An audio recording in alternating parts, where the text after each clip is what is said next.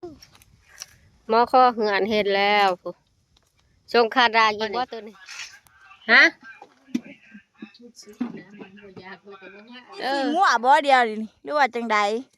เมียก็มีคันว่าหยาดหนาดำก็ดีโอ้ยตายม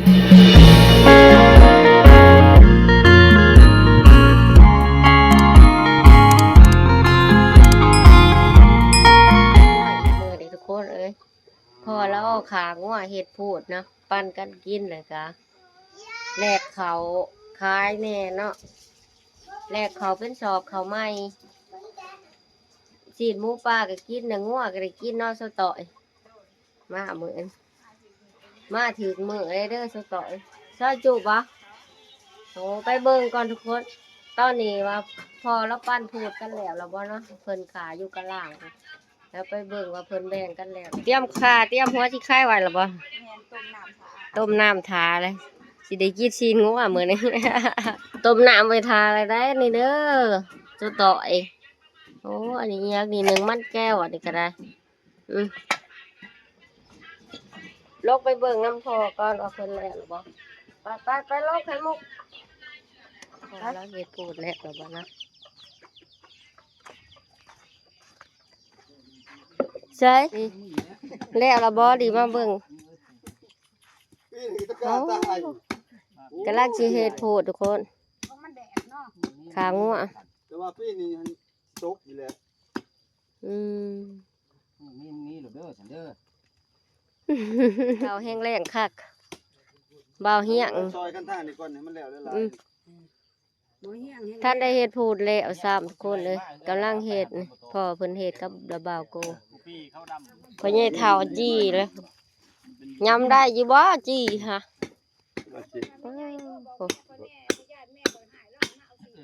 มีแจ่วย่างคักบ่ได้โอ้แต่เดี๋ยวเฮ็ดบ่ทันแล้วปุ๊บจนกิจี้บ่ทันแล้วมีดิบข้าวพร้อมนะพ่อใหญ่เฒ่าตัวเนี่ยอันนั้นเขาจะเอามันมาขายเธอกินเธอคั่วแล้วอ่ะโอ้ยผ่าให้มีครับไปปาดให้ได้ผ่าซอยนี่น้องสำลักเลยทุกคนแก้วเพียบรรยากาศไปปาดไปพูดปากเสียงผมแก้วเพียทุกคนขมน้ำพะพะดอง จิ้มเบิ่งซื่อ อะไรใหญ่เด้พาหน่อยก็บอกเบิ่งขอไปแล้วก็เบิ่งเอากินเข้ามาไม่มากินแม่แซ่บๆเลยมาซ้ำๆจับแก้วเพียเอาหันอ่อนได้ เก่านั่นแหละมันกระปูดก็กินเป็ดบ่กระปูดเอาอันนั้นเจ้าก็ขอบคุณครับเหมือนกันเนี่ยข้าวพุ่นวันนี้พอดีกินหนึ่งหัวบริยาบนะพอดีกินท่านนี่กินถาคนมันอะไรจังมันมีเจ้าได้คงมาเกี่ยวแซ่บบ่อย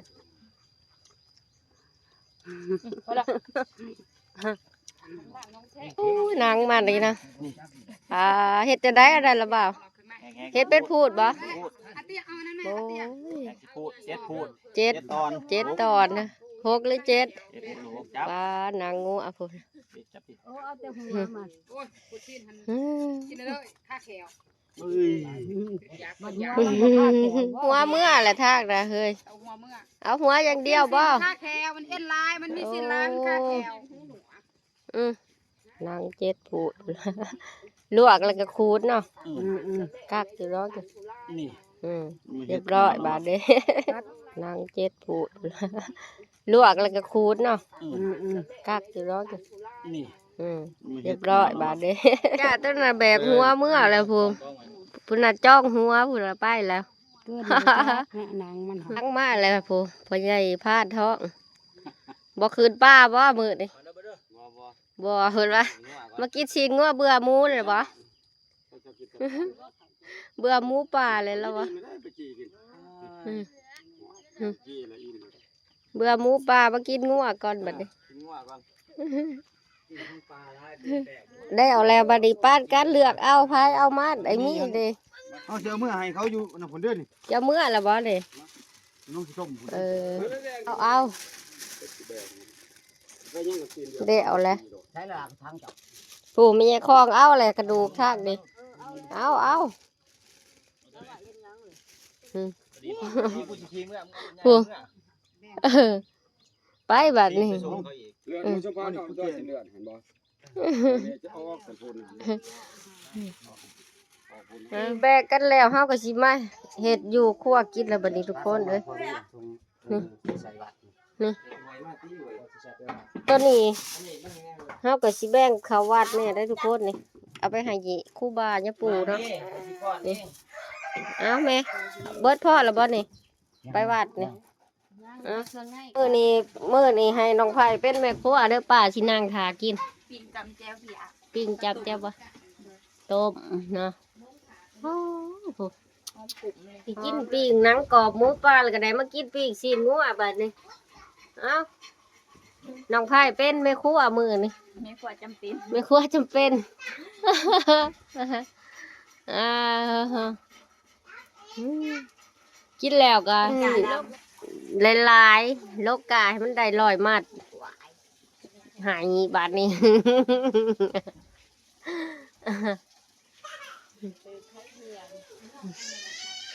มื้อนี้อาหารแมนซีนงัวมื้อนี้น้องไผ่เป็นคนเขาครัวมื้อนี้กับแม่ชิตะไปใช้ละอื่นอิ่มแล้วอื่นโอ้เรากินบ่ได้เราบ่มีแขวทุกคน เราเอาสายมาพักสิเคียงมุนๆโหยำบ่ได้น้ำขาวเบิ้งแขวค่ะแม่บ่มีแขว น่าอายแล้วแขวออกจนเบิดเลยแม่สุดาทุกคนเลยแขวบ่มีออกเล่มเดียวเพิ่นเลยจนเบิดปากว่าอายุน้อยกว่าเรา อีแม่หันคือกันกับแม่ข่อยอีพรคือกันกับพ่อข่อยจนตายไปแขวรอนเหล่มเดียวเลยอีพ่อ เว้าเรื่องแขวเรื่องข้างกินข้าวแล้วก็ได้ กินกาแฟแล้วเติมพลังสิลงทอนกะต่อได้พี่น้องมื้อนี้ได้ผู้ละ10 มาดมื้อนี้บ่าวต้อมผู้ไว้ก็ได้15ผู้เดียวเอาผู้ละ20 มาดโลโอ้ให้คืนมื้อนี้เอากินบ่าวเฮียงมีแต่เป็นโรคติดกาแฟเบิดนี่นะกาแฟเทิงเมียความแถวบ่ดีเมียก็ติดกาแฟคันยืนสิเฒ่าไปแห่งติดเลยสตอย ใจสดได้ปะ ติดกาแฟกินแล้วล่ะสิพากันโลกกะทุกคนมื้อนี้แดดแห้งอีหลีจักไผสิปบก่อนไผเด้อมื้อนี้หลังจากที่พวกเฮากินข้าวแล้วเนาะกินปิ้งซีนงัวแล้วอิ่มๆก็สิพากันมาโลกกะทุกคนมื้อนี้กะเบิดดำแล้วก็พากันมาโลกเนาะเสาเกียงเบาต้อมเบาเฮียงเสาต่อยพานอุเลี้ยงกับเมียเสาดาเนาะเฮ็ดหน้าปีนี้แรงอีหลีแดดแจ่มแห้งอีกเบิดเลยแดดซ้ำย่ำแรงนะเฮ็ดหน้าปีนกล้วยตู่ขี้ตาโหอีหยังโหตัวบักใหญ่กล้วยได้จักพานอุเลี้ยงมาก่อนได้จักมัดเลยฮะโอ้มีเป็นอมุกกระใจไรโลกง่ายบ่มันสีบ่ทนน้ำแดดนี่แหละลายแนวไร กับเมีย30 2คนข่อยกับพัว40ลุงกับป้า50เจ้าใหญ่กูหมู่60 มือข่อยหา10 มัดข่อย เจ้า60เลยเจ้าไปเดือยใหญ่เลย เอาว้าวคนหน่อยนี่ทองมันหายมันหอนแดดอามาตีต่างกูเลี้ยง แล้วข่อยสินั่ง ข่อยนั่งก็ได้ไว้ก็หมู่ได้พี่น้องโถกันFC ว่าเห็นที่ไรก็เห็นแต่เสาเกียกับบ่ต้อมเฮ็ดหน้านี่ขยันจริงๆเขาว่า FC ว่า มันเศร้าอ่อนนะเปื้อเลยเนาะ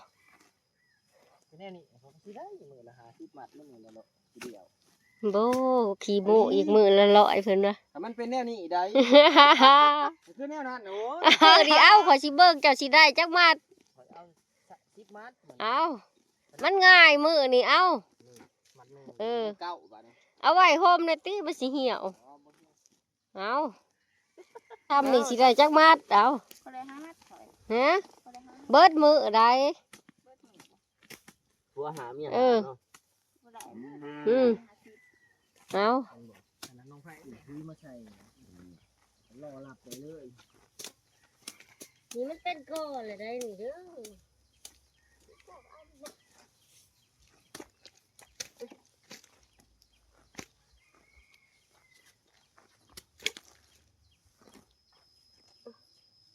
นี่ยกับนี่เลือดไผ่ ไว้เด้อไปได้ชิปมัดคนคืนได้ เนี่ยมันอยู่กันนี่เองอยู่กันที่เกียร์จะเสา แม่นบ่ครับเสือกหมูแล้วก่อนหากหม้อเลี้ยงหม้อสิโซ่พร้อมได้มื้อนี้หม้อสิตึก เจ้า แห นะ งกระดูก มาลกนี่ขึ้นมา เดี๋ยวเฮ็ดบ่งาม ตามทุกชูงของแม่แล้ว จัดการแน่พวงได้เมื่อบ้านเลย ดีจะยังบ่ทันคิดเลย กะง่ายมื้อนี้ คักเนาะ ได้3มัดอะไร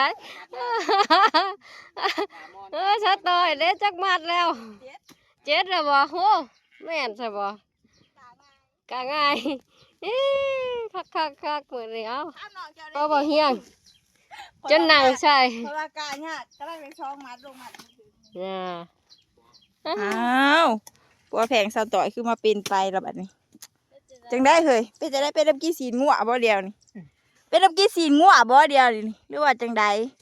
เมียก็มีคันว่าหยาดหนาดำก็ดีโอ้ยตายเลยเบิ่งเอาเด้อเบาเหี่ยพวกเจ้านี่พูดเลิศแล้วนะ กะเจ้าต่อย ก็เฮียงแล้วใช่ ข้อเงี่ยงเด้อได้ลูกแล้วสิเป็นลูกข้อเงี่ยงบัดนี้ใบมันยาวเนาะ อยากได้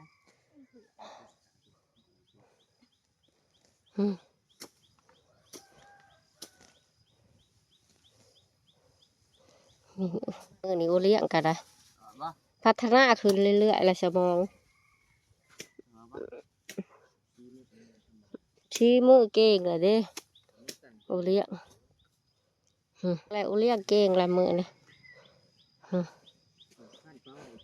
อะ เพิ่นได้10เพิ่นได้8มัดเพิ่นว่าเพิ่นได้10 โหเท่าอื่น ตัวมัดกาเฮาโทร พาดโอเลี้ยงตัวมันกล้าเขาอีกบาดนี้ ได้หมอนี่ โอ้ย เจ้าเขา เพิ่นอยากถึง20มัดไว้ๆอีกเพิ่นมาตัว ใช้ชงขาดดากอีกบ่เฮ้ยมือนี่เฮ้ยเฮ้ยได้ขาดดากบ่มือนี่แก บ่ได้ขาด บ่ได้ขาดดากเด้อมือนี่ เฮ็ดตก ขาดห บ่ได้เอามาเป็นหมัดบ่ ำอันเลี้ยงคืนก้อนหมูแล้วพี่น้องมันแดดแห้งพูพาเมียคืนแล้วเฮ้ยพู ครูบ่ซัวกำลังลง เออเมียว่าไผว่ามันดีดิ ยิ้มมาแต่ไกลผัวเจ้าต่อยอุเลี้ยงคืนแล้วพี่น้องอุเลี้ยงโป๊บกงลงนะกับเมีย ปัดมันในเวลาคืนเที่ยงก็ได้บัดนี้เนาะพักผ่อนมันแดดแห้งบ่ไหวคนกะคนมุงลงอะยะขอสิไปก่อนฮ้อนแดด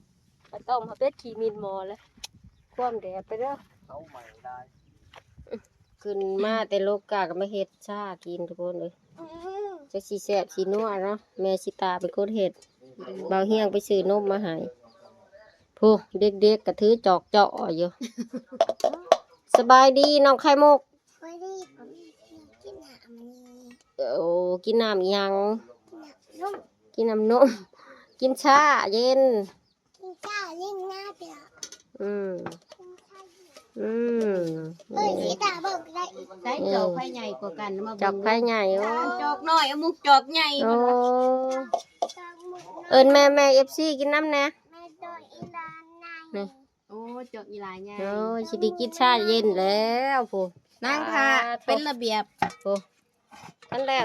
แป๊บงานลงไปเลยก็สูตรแบบตัวเองเลยทันซาตามืออยู่ไทยหันไปกินอยู่หาดมันก็ครับ แม่ จอก50 บาทอยู่ไทย ชาตามือนี่บ่ กินเกือบคู่มื้อเห็นบ่อวดกินอยู่ไทยเห็ดจอกประมาณ50 บาท จะกินคู่มือ ได้สิร้านเปิดแล้วจ้ะ แม่บด แจ้ แล้ ง ว หน่อยเอาหมุก ไอ้โหลูกสาวกับพ่อลูกสาวนะชาเย็นชาไทยพี่น้องอืมแซ่บอยู่ดอกนะ เนี่ยสิบเลยเห็นบ่ อืม อันเดียวอี อร่อยมากบ่หืม เอาไปแล้ว อร่อยบ่ ไอ้สวยมากเว้ยอย่าบ้ายติล่ะ อื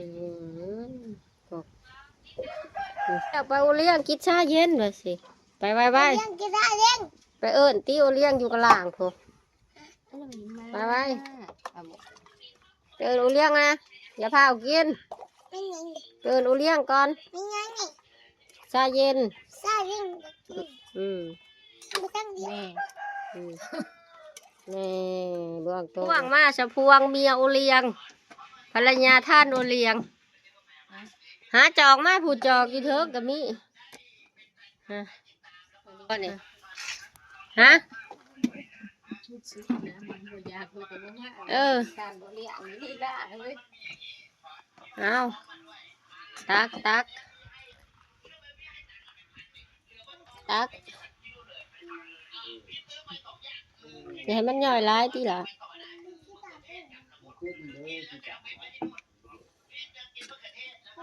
อืมไปเอาไปให้ผัวผู้โหแท้ที่ผัวจะเอาไปให้เมียเมียใส่ผัวอืม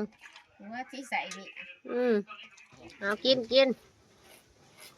ชาเขียวสูตรดั้งเดิมชาไทย ใช่บ่ ของเจ้าหลายของเบาหลายบ่ ถ้าเล็กน้อยนี่ต้อง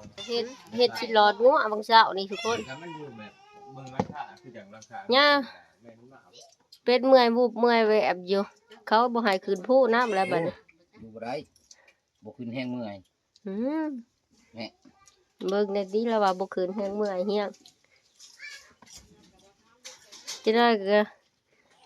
สลบเป็ดเสร็จจักได้ล่ะ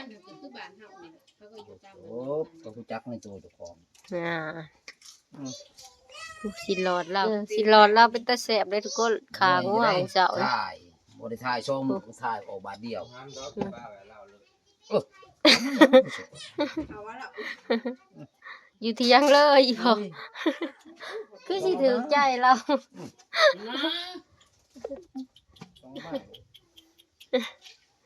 ว่ากี่เขาฮะโอ้มีคำห้างยังเลย คนรู้จักตัวตัวเอง มาก็ให้มันกินน้ำแนวเลี้ยงสิได้แต่บ่มีบักเขือเนาะกินข้าวแล้วพี่อ้ายว่าให้โตลงทานพี่อ้ายว่า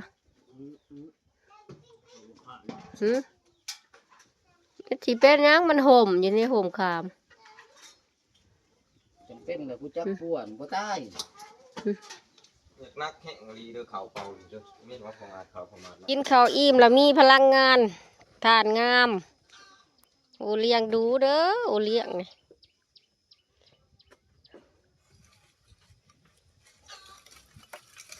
โอ้เฮ็ดแนวได้อันไหนจ้ะหมอคอเหือนเฮ็ดแล้วโอ้ทรงขาดาอีกบ่ตัวนี้ธุรกิจมือตัวนี้